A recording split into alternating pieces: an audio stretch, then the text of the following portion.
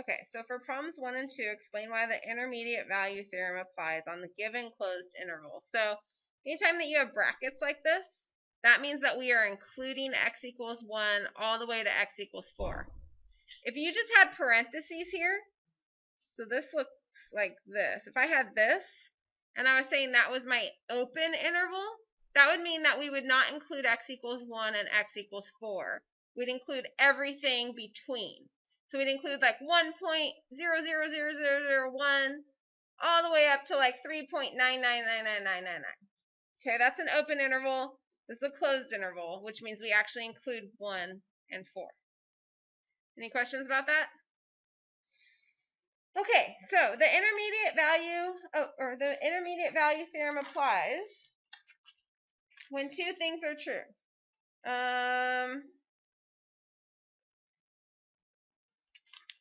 Where did we put those? Oh, here they are. I don't think my notes look exactly like yours, but the things that you want to check for is continuity and endpoints, okay? So the first thing we're going to check is to make sure that the function is continuous, okay? And I'm going to write this out for you so that it looks similar to the notes that I have. So the first thing you're going to do is check continuity.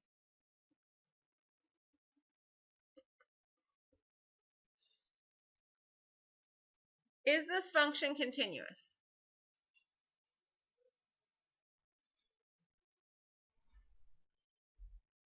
What do you think, Riley? Yeah, why? It's a polynomial function. Okay, so the function's continuous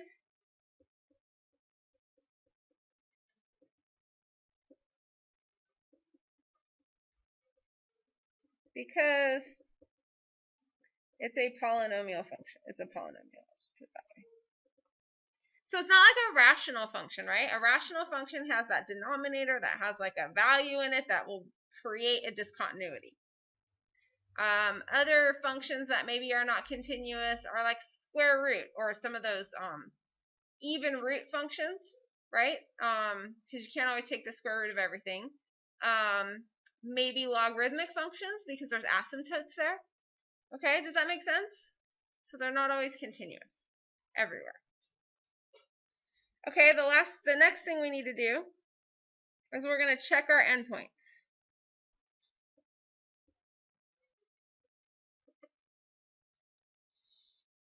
Okay, so if I do f of 1, plug 1 in there, I get negative 2 to the 4th, which is 16, plus 2 is 18. F of 4, that's going to be easier. 4 minus 3 is 1, so 3.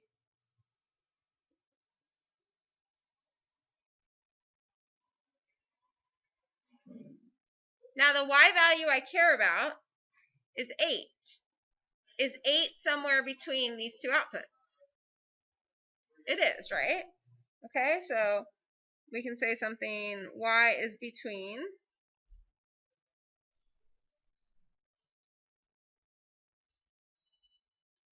these outputs.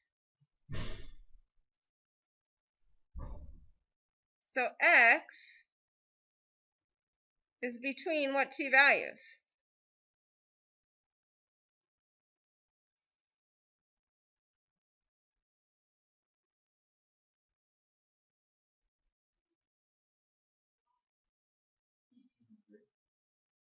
Those are my outputs, 1 and 4.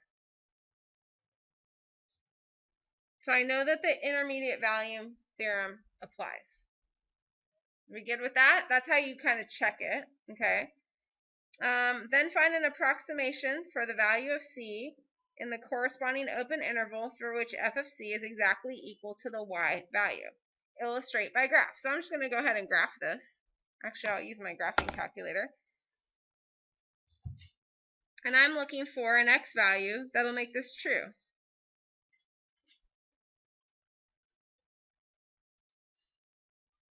So I can solve this algebraically, or because they want me to illustrate by graph, I might as well just go ahead and do this. I'll do this as y1, and this is y2, and I can figure out where they intersect.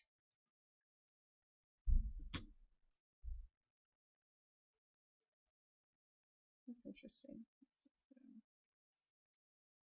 X minus 3 raised to the fourth power is 2. And let's make sure that my window looks good. Oops.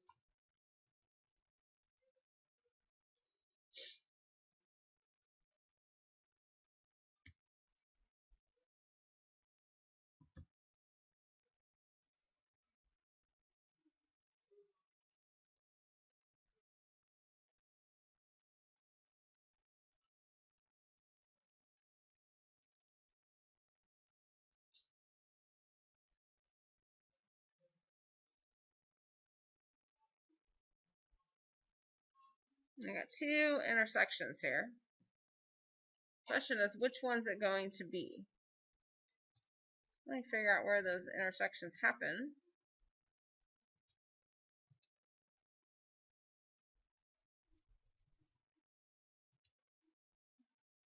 So this one is 1.4358.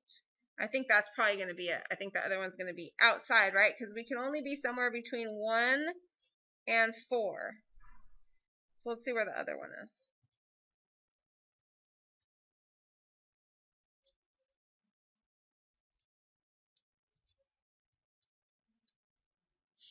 Yeah, so this one is 4.578. So this one's outside of our interval, right? Our interval had to be between 1 and 4. So we're going to get that x is approximately 1.435.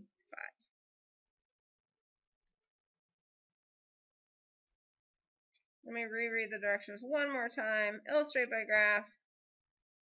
Yep. Okay. So this is it. This is all part of the answer, though. So you had to check these 2 things to make sure that the intermediate value theorem applies. So by checking these 2 things, I can say that I can use the intermediate value theorem.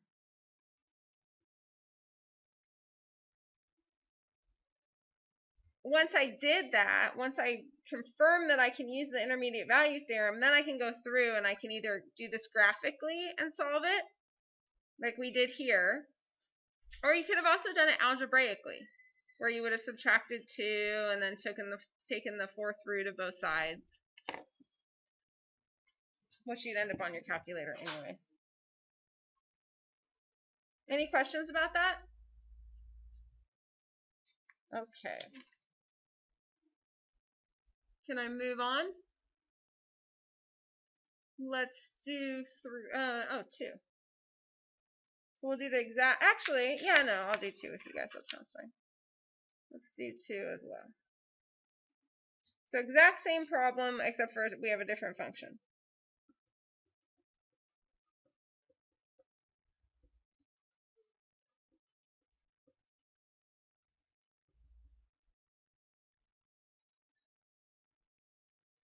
So explain why the intermediate value theorem applies on the given closed interval. So what are the things I need to check for? Continuity. Okay, so check continuity. Now, is this a continuous function? What kind of function is it?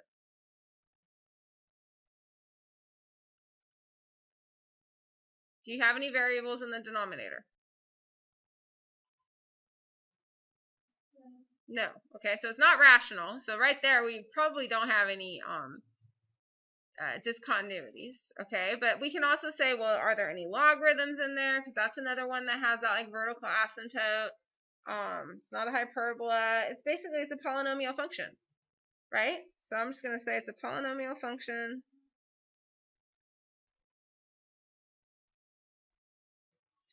So it's continuous. Is that how you spell continuous? What's the other thing I need to check?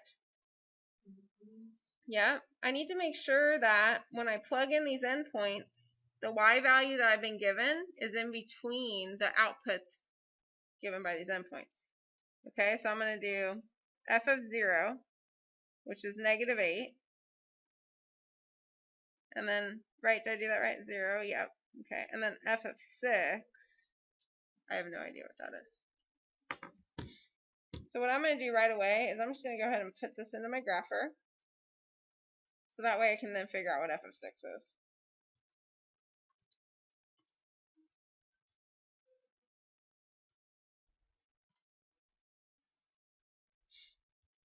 And I'll set my table up to start at 6.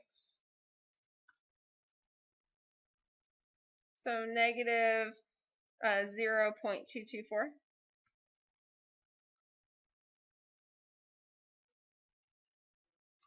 And is y equals negative 1 somewhere in between these?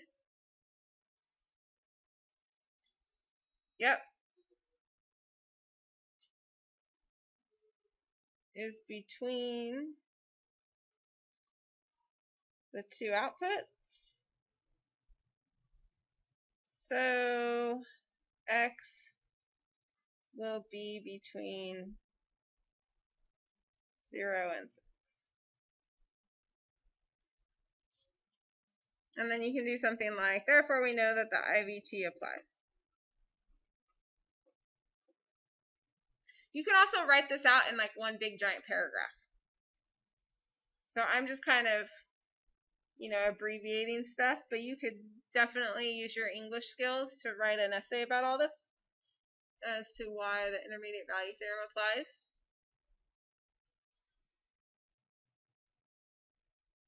So now I've already got it. Oops, I've already got it graphed. What am I looking for? Yep. Okay, so I'm going to do one more.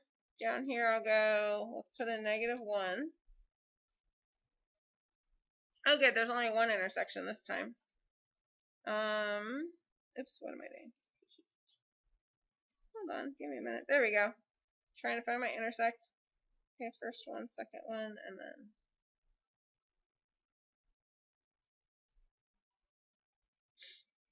But that looks really close. Man, that was almost outside of the domain that they've given us. So I get, and I'm going to go ahead and graph it.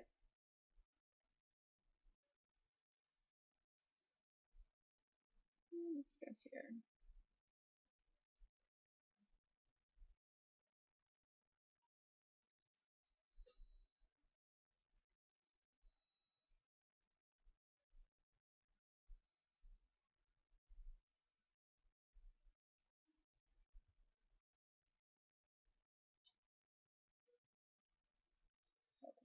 X.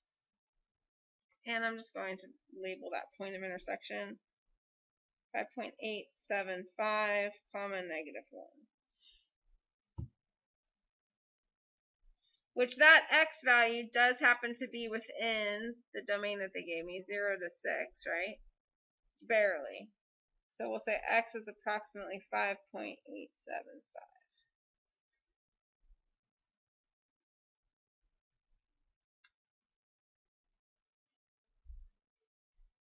Just double checking that we got that. Yep.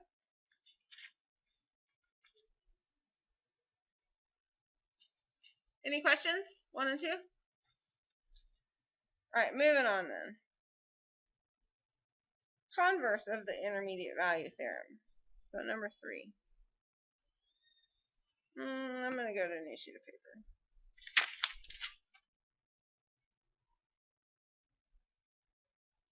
paper. Okay. The intermediate value theorem is not an if and only if theorem. The conclusion can be true even if the hypotheses are not met.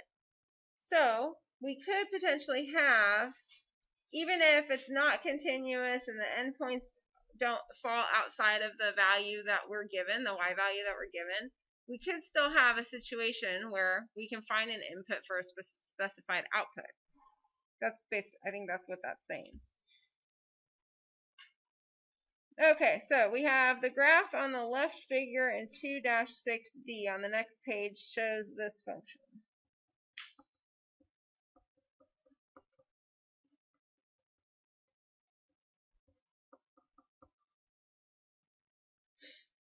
Explain why the conclusion of the intermediate value theorem could be true or false for the interval 1 through 5 depending on the value of y you pick in the interval 2 through 8.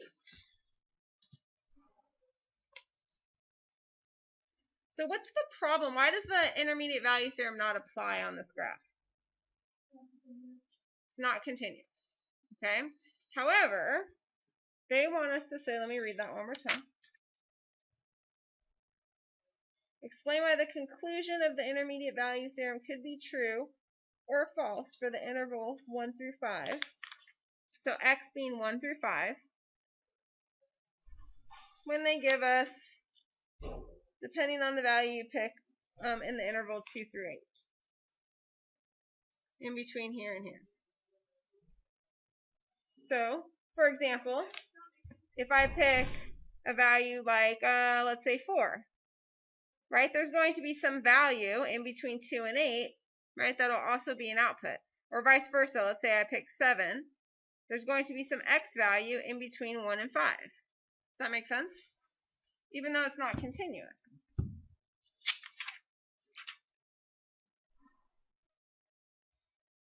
So we can say something like, on the interval, I won't even say that. I won't say on the interval. I'll just say on the closed interval 1 through 5. The function has a step discontinuity.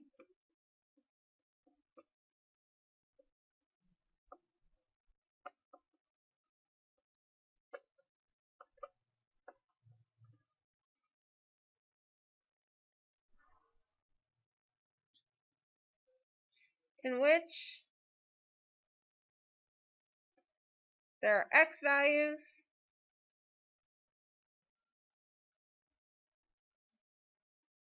for which there are no outputs.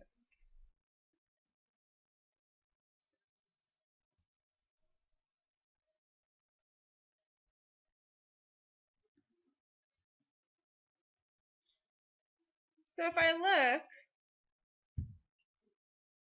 somewhere, for example, if I were to pick, for example, what is that, 2, 3, 4? If I were to pick 4 as my output, what input would I have? I'd have none, right? So in this step, there are plenty of y's for which there are no corresponding x values. Does that make sense? So let's say in between, or at 2 maybe I could say.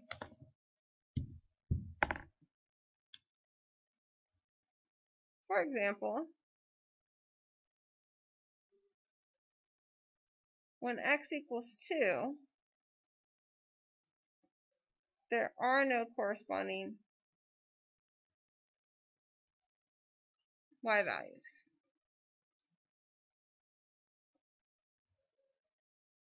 But now, why can the conclusion still potentially be true? So I can say something like, however, if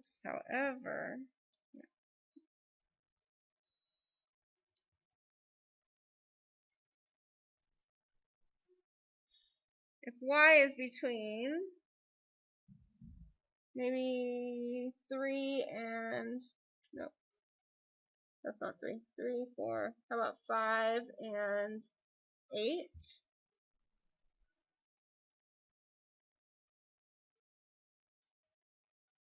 There are corresponding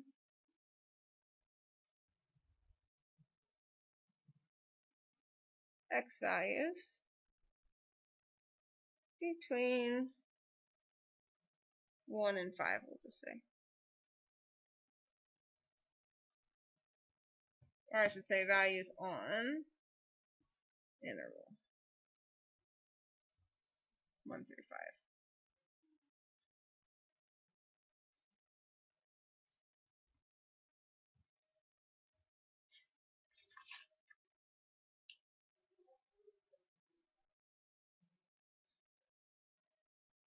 True or false. So I think that gives me, right, so this would be when x equals 2, there's no corresponding, so the conclusion would be false, but this would make it true. Any questions about that? That was A. The graph on the right shows g of x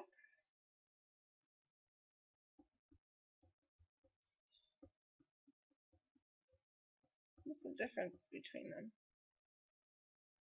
The subtraction sign. Explain why the intermediate value theorem is always true for interval 1 through 5, no matter what value of y you pick between g1 and g5, even though the function is discontinuous at x equals 2.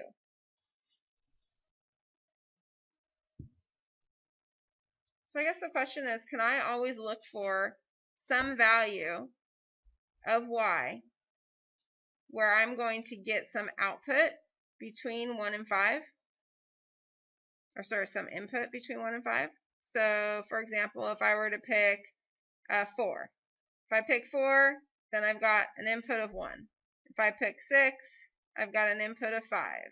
If I pick, probably even higher, 7, gives me an output of 6. If I pick, what about 5? If I pick 5, what's my input approximately?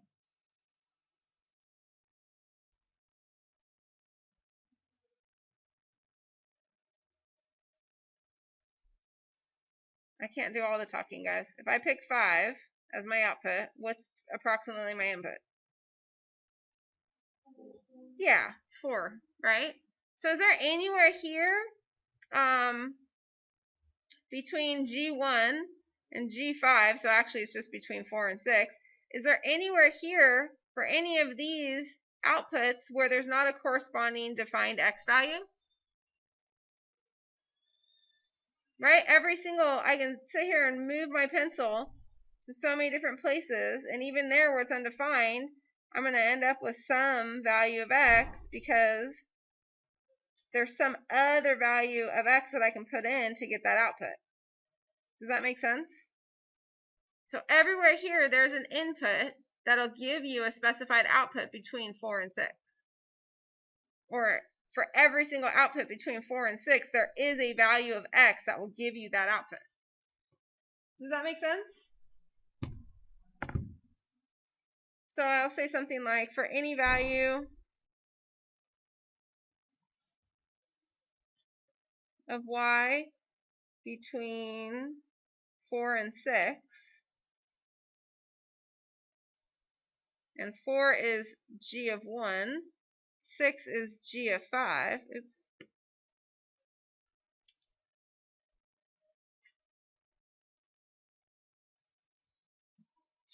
There are values of x.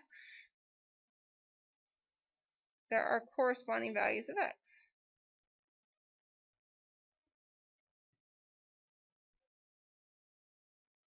Even though there's a step discontinuity.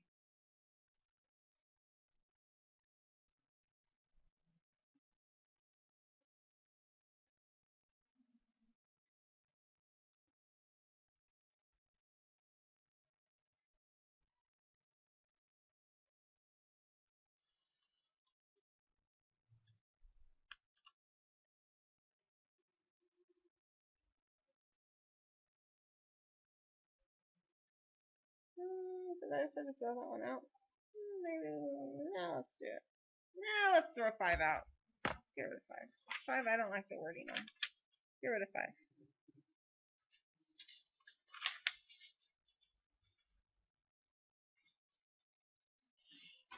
Moving on to number 8.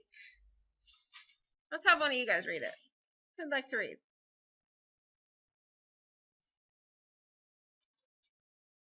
Nobody wants to volunteer. Allie, will you please read for us, please? You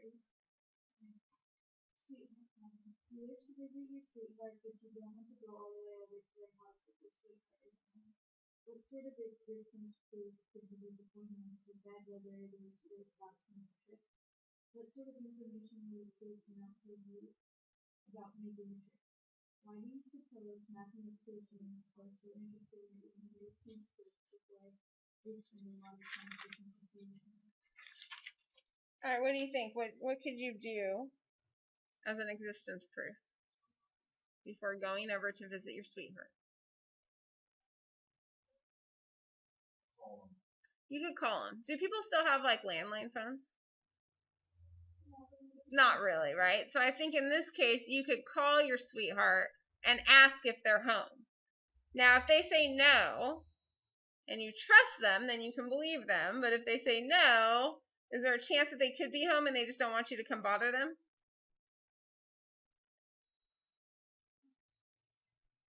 So back in the day when we had landlines, I would say this problem, if you called and your sweetheart answered, you'd know for a fact that your sweetheart was home.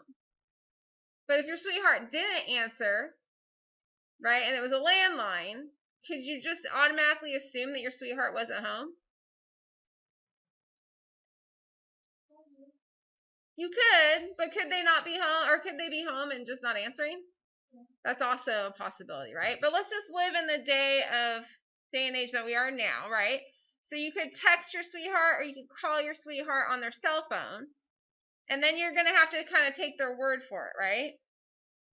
So you could call your sweetheart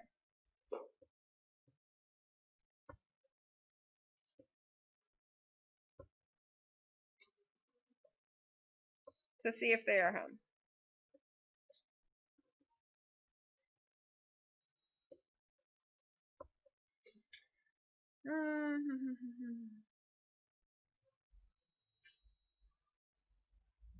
Okay, what sort of information will your proof not give you about making the trip?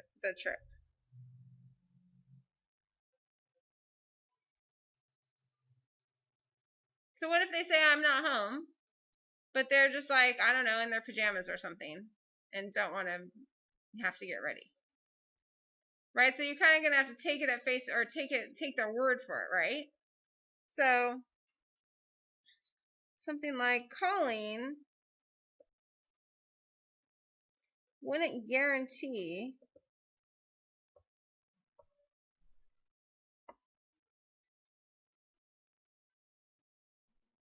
you know if they are truthfully home.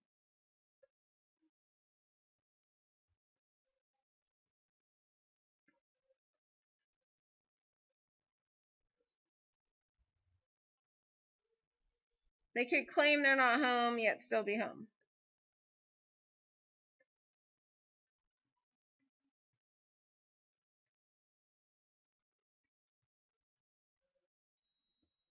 But maybe they just don't want to see you.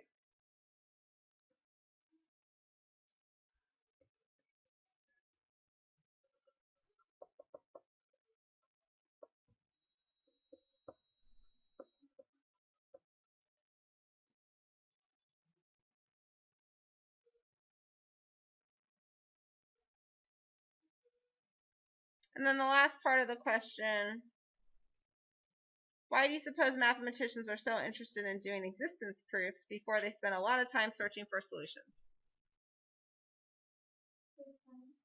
Yeah, they don't want to waste their time, right? So mathematicians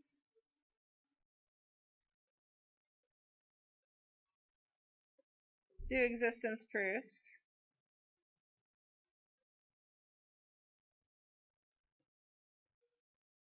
in order to not spend a lot of time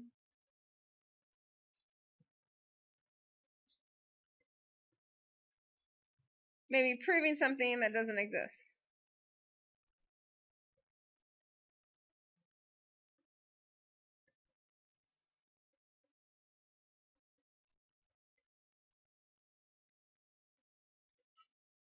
These aren't very mathematical questions, right? They're very logical questions.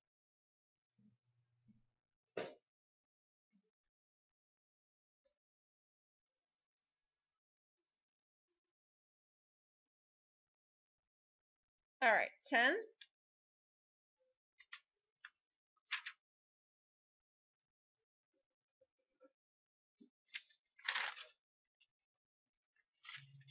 So we've got the postage rates.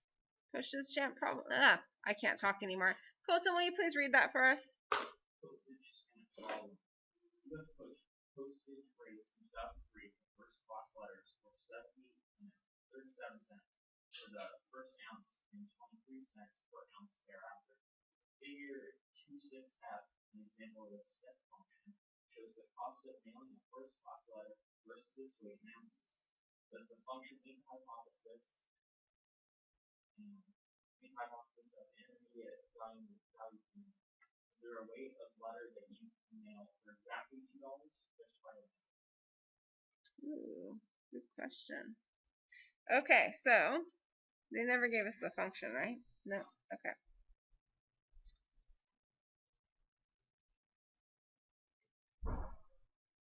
So first of all, does the function meet the hypothesis of the intermediate value theorem?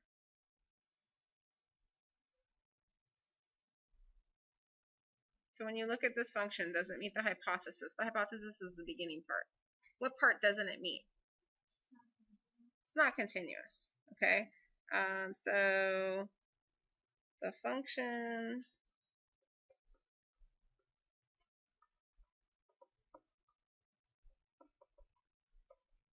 doesn't meet the hypothesis since it's not continuous.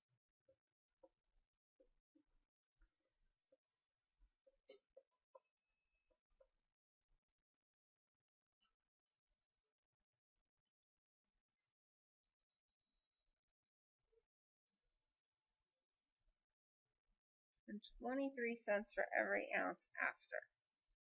All right, let's come up with a function for this. Per ounce thereafter. Okay, so let's come up with a function here. I'm going to call this C of x. How about that? Where x is going to be our weight in ounces. So first, 37 cents for the first ounce. So no matter what, if you do 1 ounce, you're going to have 37 cents. Okay, otherwise it's 0. Okay, so it's 37 cents plus, and then it's 23 cents per ounce after that. So it's 23 cents,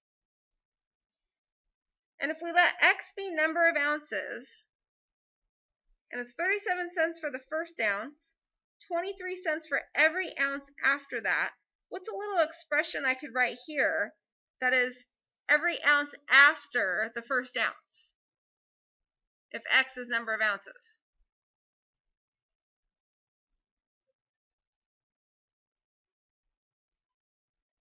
So it's 1 ounce less than the number of ounces that you have. If we let x be the number of ounces, what would be an expression for 1 less than that number of ounces? It's going to be like x minus 1.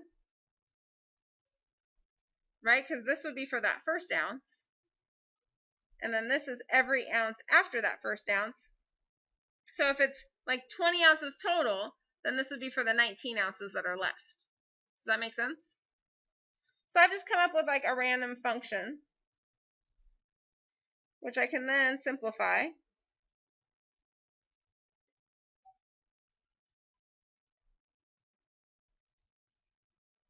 Mm, 0.14, I think. 0.23x.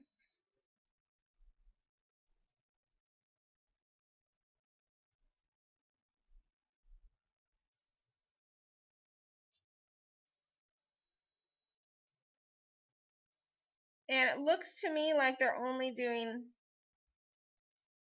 that's not true. There's anything in between. That should work. Okay, so now let's say, does the function meet the hypothesis? Is there a weight of letter that you can mail for exactly $2? Justify your answer. All right, so I guess my question is, can I make this equation equal $2?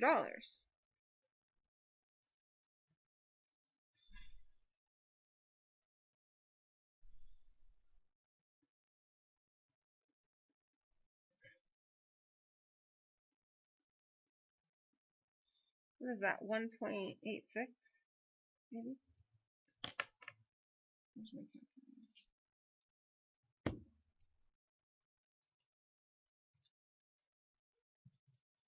Then I'm solving algebraically. Could I also be solving this using my graphing calculator? Yeah, I could make that y1 and that y2.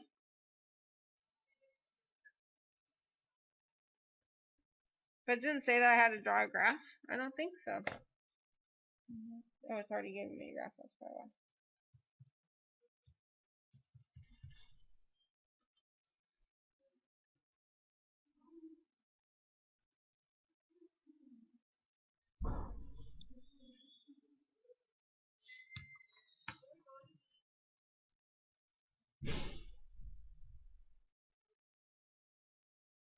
So reading it one more time. Is there a weight of letter that you can mail for exactly $2? Justify your answers. Yes, you can mail.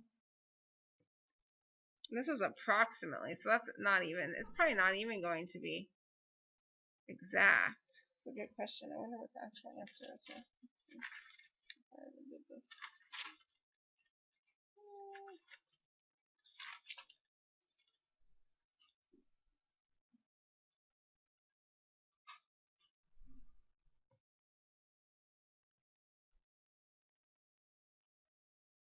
I don't know.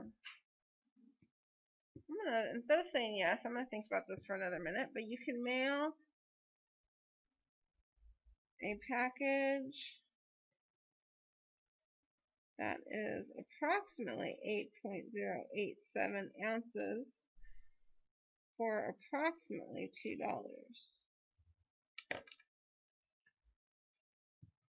I'm gonna look at my table. So if I start at number of ounces being, let's start at 8.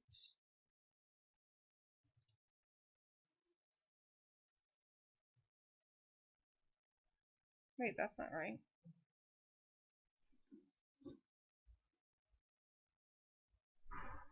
Did I do something wrong?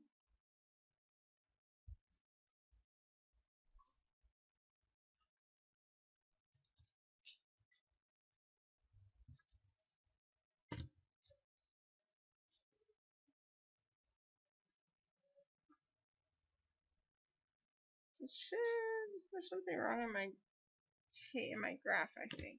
Oh, am I using the wrong one? Huh, I'm using the wrong thing. I never even put this in. 0.14 plus 0.23x.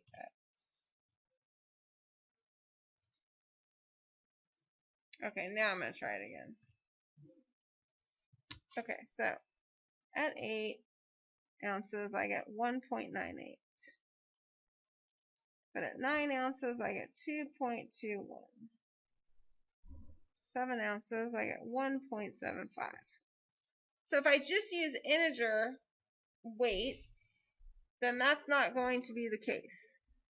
However, it looks like there's something in between 8 and 9, which is about that value. So let's see if I can start at 8.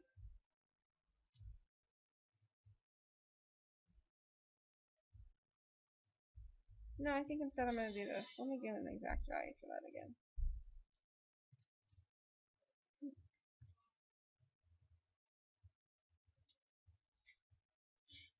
Oops, that's way far out there. What did I do wrong?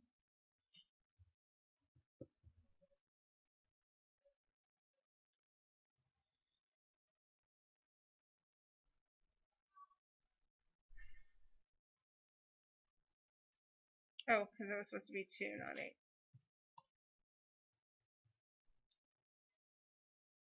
There we go. I'm just calculating it a different way. For no reason other than the fact that I just want to see it.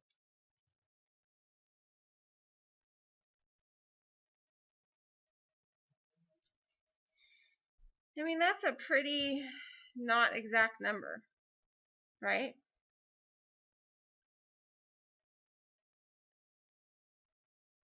I'm going to say something like,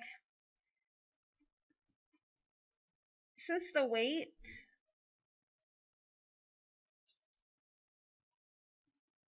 is an approximation to 1, 2, 3, 4, 5, 6, 7 to about 7 decimal places, it would be difficult to guarantee it would cost exactly $2.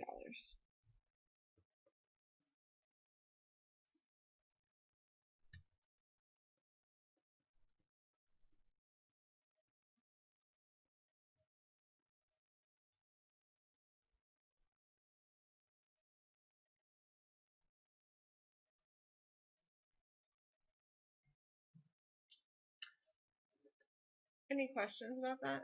That's kind of just like, I mean, we did the math here, but then you have to think about that and be like, that's really challenging to take in a package that weighs exactly that amount, or even it actually goes 3 more decimal places. All right, so you guys are gonna do 11. No, you're gonna do 12 and 13. And again, if you want my help with any problems, come see me during office hours, and I would be happy to work out problems with you guys. Also, before you leave, you might want to grab, there's a review up there since you don't have any homework tonight. If you wanted to go and grab those and start those, you totally could. And then why don't you guys go ahead and grab your wipes and wipe off your desk.